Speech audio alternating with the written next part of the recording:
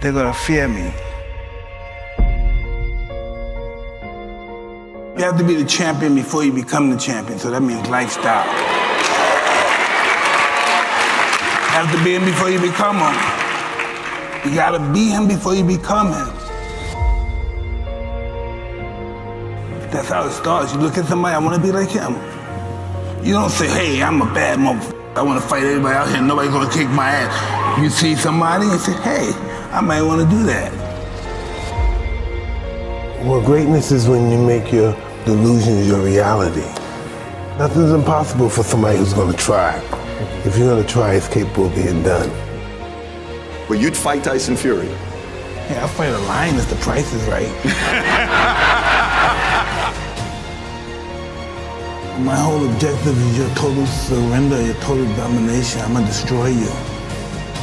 That's why Rogan said when he watched you, you were intimidating. Your rage is a very unique rage. Well, that's their fault to be intimidated. How you gonna let somebody scare you for something you worked for? I respect a person who's willing to die for what he truly wants. Ali had the will to win like nobody that ever lived in boxing. Then he believed he projected to his opponent.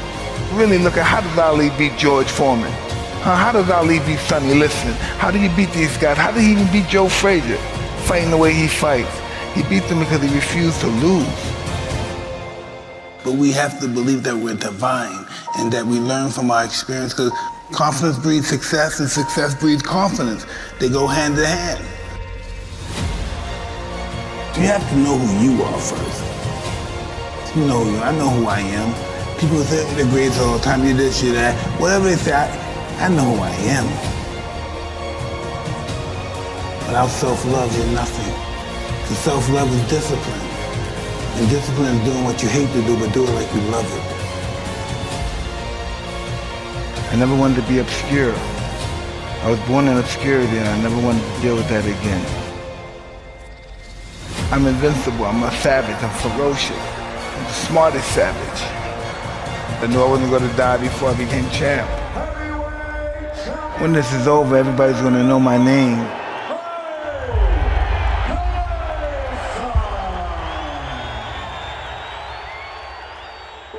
Did you ever fight somebody that you were like, that they got you? Was there ever a kid that got you or no? Absolutely. In order to be good, you have to lose it and understand loss. Because loss is life.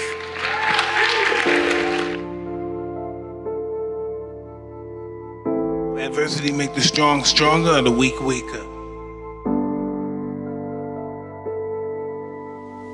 11, 12, 13, what happens next? So Get arrested, and I see Muhammad Ali come and visit the institution that I'm in. You said you're in jail and Ali shows up? I'm 12 years old and Ali comes there and they showed the movie The Greatest first, so this is 77. And after the movie's over, the lights come up and Ali comes in. And I see him, I wow, I want to be just like him. I don't know how it happened, the spirit hit me, boom, I want to be like him. And then I get transferred to this other facility, for real bad kids. I met a gentleman there that was a boxer and he used to teach me how to box. So he took me to a great trainer named Customato, and that's why I'm here. I respected Ali and I worshiped Ali. Yeah, this is the moment I knew I wanted to be a fighter. Unfreaking believable story. So your inspiration happened at 12 years old. Yeah. Then you meet Cus. Yes. How is Cus treating you? What was his way of leading you? It's a degree of just peeling all that dirt and stuff, that insecurity, and developing into character. And that's why I had a wonderful time with him, because everything about his life was about me. And this world is one big school, and we're the students of this world. The mind is always hungry. The mind wants to do good, but we get so many negative thoughts in our mind, it's almost overwhelming to be positive. Listen, I've been down and up, broken up, and why am I still here? Because life is going to give everybody a bad hand. No one's going to leave here without being tried in life.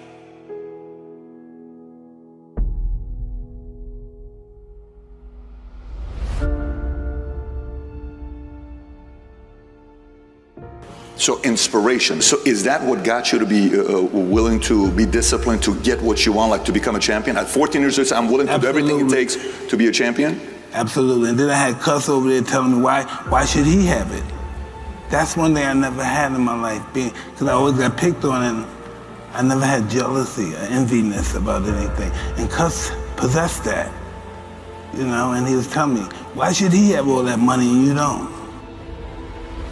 Why do you believe that he's better than you? Why do you think he should have all that money and you don't? And he was really serious about it. And that was the competition shit. That's it right there, breathing that stuff right in me. Why should he have it and he's not better than you? How did you handle that when he told you that, 14? Would it piss you off? Were you like, I'm gonna go train to whoop his ass and get there one day? What was your response to it? He said one day, this guy knew how to really get in my head. He said, man, you're fighting good, but I wish you were bigger. He said, I wish you were like Kenny Norton, Mike Weaver, because they had big bodies and they could intimidate somebody. And that hurt my feelings. I said, I make sure the whole world will be afraid of me. He trained me to be totally ferocious in the ring and out. Yeah, and that's what I was. That's what I was, yeah. Push yourself more. You push yourself when you sometimes you have to submit to yourself. I'm doing everything. And the first thing in the morning, 3 in the morning, you do your 4 miles, come back in. 3 in the morning? Yeah. Do your 4 miles, come back in, do your body exercise and all that stuff. After that, I go downstairs, eat breakfast, go to the school, come back from school, eat my dinner, go back to the gym at 6 o'clock, train, come back at 8 o'clock, watch fights, start all over again. Everybody here is gonna fight for what they love for. Even if they never had a fist fight in their life, they're gonna fight. Listen, once I'm involved in something, I want to know the beginning of it. I want to know where it came from, how it was started, who's the first guy that invented it. That's just how my mind works. How could these guys even dare fight me? How dare you even think that you could beat me? And you sound like a mathematician when you're talking about the art of boxing. I was born for it. There's nothing I would do unless I have a possibility of being humiliated. Because when I succeed, I truly succeed. I was bred to climb high and high into the sky and tumble fight. When you get tired of being coined the loser, being coined not enough, being overlooked and undervalued and underpaid, you gotta get tired of that. When you get tired, that's when you win. Every single person that wins big, every single person that you look at, every single person that you're inspired by, every single person that you aspire to be like, they are gonna win or they are gonna die trying. There's somebody who is tired. Like when you come to the end of yourself, you gotta get tired. Something inside of you that says snap, you gotta get tired of being broke. It's going to be a dog fight. You got that dog, and your inner dog has no quit. I love dealing with a dude who think because he come from money, he better than me. Let's go. Let's go. You got money, but do you got that dog? Yeah, you got money, you got privilege, but do you got that dog? Hey, do you got that stamina? So yeah, you might have something I don't have right now, but if I work hard, I can have what you have. You gotta smell blood. Once you get that scent like a hound dog, you get that scent. You see what is possible. You see what you are capable of. In the face of adversity, in the face of challenges, in the face of everybody that says you are not enough, you're not tall enough, you're not big enough, you're not wide enough, you're not fast enough. It's in that very moment that the dreams gotta get bigger than the disappointment. It's gotta get bigger, the dream. Once that dream gets bigger and you get a scent for that dream, you start to smell that dream. There's nothing on planet Earth that can stop you. You become armed and dangerous. You are the most dangerous individual on planet Earth. How do you keep that dog mentality? Guess what? A true dog mentality, I have a dog at home. I can feed that all day long. He never gets full. It's not enough to make the NFL. Be the MVP. It's not enough to win a 5K. Win a 10K. It's not enough to become a doctor. Be a better doctor. It's not enough to lose 50 pounds. Go out there and do something with it. Guess what? It's 109 out here, but guess what? It's not enough. Stay hard. When we talk about a dog mentality, the dog scrambles, the dog barks, the dog runs after whatever it wants. When a dog is hungry, move out of his way, because it's coming for blood. And the reason why you don't have what you want is because you are not hungry enough. I get up at 3 because it's silent. It's easier to be focused when the environment is focused. Most of you wake up and you try to make money. Listen to me. If you would make you, money would come to you. Okay, you missed that whole thing I just said. If you would make you a better person, you'd make more money. Now, watch what I do. The way people spend their money or treat their money is how I treat my time. All right, let me explain what I mean to you. I make sure that every single day in that 24-hour period that I'm getting a whole bunch of wins. So I'm supposed to be doing this at this time, doing this at this time, doing this at this time, doing this at this time. The problem with most of you waking up and you worshiping money. Man, I was in the back with Cole. Cole was like, E, I got this opportunity for you. I got this opportunity. I got this opportunity. When you become number one, you have to chase opportunities. So I became number one, not meaning I'm better than nobody else. It means I just mastered my craft to the point that I know what I do that don't nobody else do. I know that I have a way of doing in this industry what nobody else does, and I've picked out in this industry, I've crafted out my own room. And your problem is you at 50% knocking on doors trying to get the result, somebody at 100%. And you wondering why it ain't working. Because while you're doing what they're doing, you're not, they are. So why do I put more emphasis on time than I put on money? Because they print money. They don't print time. So I'm gonna say it one more time. You are worshiping the thing that they make every day. They don't make time every day. Ain't nobody print time. I ain't met them yet. I ain't met no billionaire. I ain't met no trillionaire. I ain't met no institution. I ain't met no company. I ain't met nobody print money. So why are you spending more time on the thing they print every day than the thing, you know why? Because you're not developed and you following other people. When you understand that the real thing is time and you ain't got a lot of it, you start focusing on your time, and when you get your time right, money will come. Some people go to Dubai once every 10 years. I'm going every other month. Why? When you master yourself, you put yourself in a position that a lot of people can't do what you do, and then you become rare. And diamonds are rare. That's why they cost so much.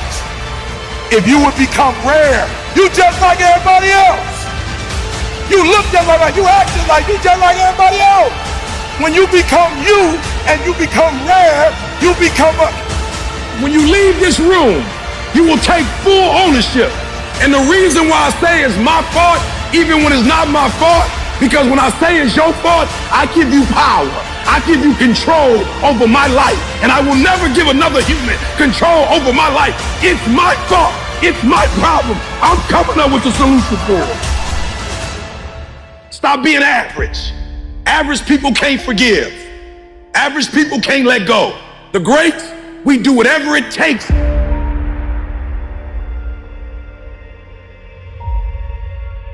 Those who have a why can bear almost any how. How did I become number one in the world? Found out my wife had multiple sclerosis. They told my wife, listen to me, y'all. My wife's so beast mode. They told my wife she had MS. She's like, bet. Then they told her she had to quit her job, and a tear came out of her. The doctor said, you don't have insurance? She said, yeah, I got insurance. She looking at her like, why are you crying if you got insurance? My wife's identity is in her waking up and working every day. She went to school to be a registered nurse. She went to school to do breast and cervical cancer. She didn't want to be at home. She didn't want to be no home wife. She literally went to school to be a nurse. She loves her job. But when they told her she had to quit, my wife's like, I don't know what I'm going to do.